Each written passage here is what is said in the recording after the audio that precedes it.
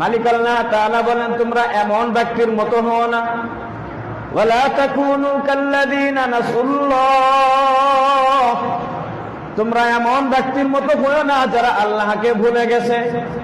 যদি তোমাদের অভ্যাস, তোমাদের স্বভাব এমন হয়ে যায় তোমরা আল্লাহকে ভুলে গেছো, তাইলে আল্লাহ তাআলা বলেন ফাআনসাহুম, একটা সময় আল্লাহ তাআলা তোমাকেই ভুলে যাবে।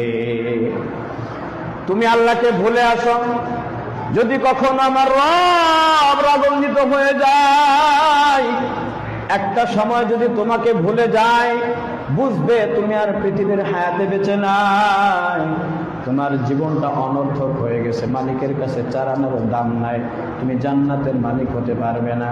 দেখবেন যদি দুই বন্ধুর মধ্যে মহাব্বত থাকে, ভালোবাসা থাকে, এক বন্ধু আরেক বন্ধুকে বারবার কল দেয় কিন্তু কল কেটে দেয়, একবার কল দিল কেটে দিল, আরেকবার কল দিলে কেটে দিল, এরপরে যখন কল দিলে কল ধরে না, সে মেসেজ দিল, কি ব্যাপার বন্ধু তুমি আমার কল ধরো না কেন, মেসেজের কোনো রিপ্লাই দিল না।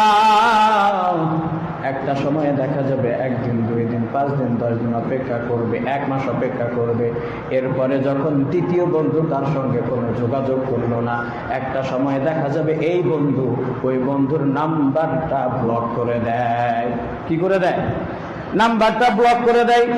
তার মানে তুই আমাকে 1 মাস যাবত ইগনোর করেছো, আমার প্রতি তোমার কোনো খেয়াল নাই, আমি যতবার কল করেছি কল ধরো নাই, মেসেজ দিয়েছি রিপ্লাই দাও নাই, যা তোর সঙ্গে আমার কোনো সম্পর্কই থাকলো না, আমি তোর নাম্বার, মেসেঞ্জার, অমুক তমুক যা কিছু আছে আমি সব জায়গায় ব্লক মেরে দিলাম। বলেন তো, একজন বন্ধু যদি আর একজন বন্ধুকে ব্লক মারতে পারে, একটাবারও তার কথার জবাব না দেওয়ার কারণে সে যখন ব্লক মেরে দিয়েছেন, বলেন তো ফজরের নামাজে মুয়াজ্জিন সাহেব বলছে কিনা হাইয়া আলাস সালাত, আওয়াজ দিয়ে বলেন, বলেছে না বলে নাই? এই আওয়াজ দেন, বলছে না বলে নাই? এই এলাকার মধ্যে শুধু একটা মসজিদ নয়, অনেকগুলো মসজিদ আছে, প্রত্যেকটা জায়গায় থেকে বলছে, এ মুসলমান, আসসালাতু খায়রুম মিনান নাওম, আয় আয় আয়, তোর ঘুমের থেকে নামাজ উত্তম, হাইয়া আলাস সালাহ, আয় নামাজের দিকে আয়, মালিকের কদমে 2টা সেজদা দিয়ে যা। শুধু 1 দিন 2 দিন নয়, 1বার 2বার নয়, আল্লাহ তাআলার ঘর মসজিদ থেকে মুয়াজ্জিন প্রতিদিন 5 বার ডাক দিয়েছে, 5 বার কল দিয়েছে, আপনি কল ধরেন নাই, 5 বার ডাক দিয়েছে, আপনি তার ডাকে সাড়া দেন নাই, আল্লাহ তাআলা বারবার মেসেজ পাঠাইছে, আপনার কোনো রিপ্লাই নাই। আল্লাহ তাআলা বলেন, ওয়ালা তাকুনু কাল্লাযীনা নাসুল্লাহ, তুমি এমন ব্যক্তির মতো হও না যে তুমি আল্লাহকে ভুলে গেছো। যতবার মালিক ডাক দিলেন আপনি তো ভুলেই গেছেন বাবা। এই যে মসজিদের পাশেই একটা দোকান আছে, বসে থাকলেন, গল্প করলেন, আজান হচ্ছে, বলেন তো আপনি কি আল্লাহকে স্মরণ রাখছেন? এই আওয়াজ দেন, স্মরণ রাখছেন? যদি স্মরণ থাকতো তাহলে আপনি বসে থাকতেন না, আমি বসে থাকতাম না।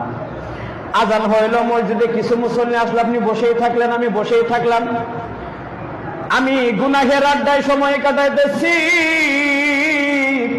মিথ্যা কথার গুনাহ চলতেছে আমার, লেনদেনে গুনাহ চলতেছে আমার, তাস খেলা, মদ খাওয়া, বিড়ি খাওয়া, গাঁজা খাওয়া, যত রকমের জুয়া খেলা, সব রকমের গুনাহ আমার অহরহ চলতেছে চলতেছে চলতেছে, আমার মধ্যে কোনো পরিবর্তন নাই। আল্লাহ রাসূল বলেন, একজন ঈমানদার কখনো গুনাহের উপরে মজবুত হয়ে বসে থাকতে পারে না। 1টা 2টা গুনাহ হয়ে যাবে, ঈমানদার বলেন আস্তাগফিরুল্লাহ, ওগো মালিক ভুল হয়ে গেছে, আমার এই গুনাহটা হয়ে গেল, কিন্তু আমি আপনি দিনের পরে দিন, মাসের পর মাস, বছরের পর বছর একই গুনাহ করতেছি, একই গুনাহ করতেছি। আপনার কন্যা সন্তানটা প্রতিদিন অর্ধ উলঙ্গ অবস্থায় বাজারে যায়, যাইতেছে, আপনার মেয়ের মধ্যেও গুনাহের কোনো অনুভূতি নাই, আপনার মধ্যেও কোনো অনুভূতি নাই, তার মানে বোঝা গেল এত পরিমাণ গুনাহ আমাদের হয়ে গেছে। আল্লাহ তাআলা বলেন, ওয়ালা তাকুনু কাল্লাযীনা নাসুল্লাহ, তোমরা আল্লাহকে ভুলে যেও না, যদি ভুলেই যাও আল্লাহ তাআলা বলেন ফাআনসাহুম, আমি রব তাদেরকে ভুলে যাব।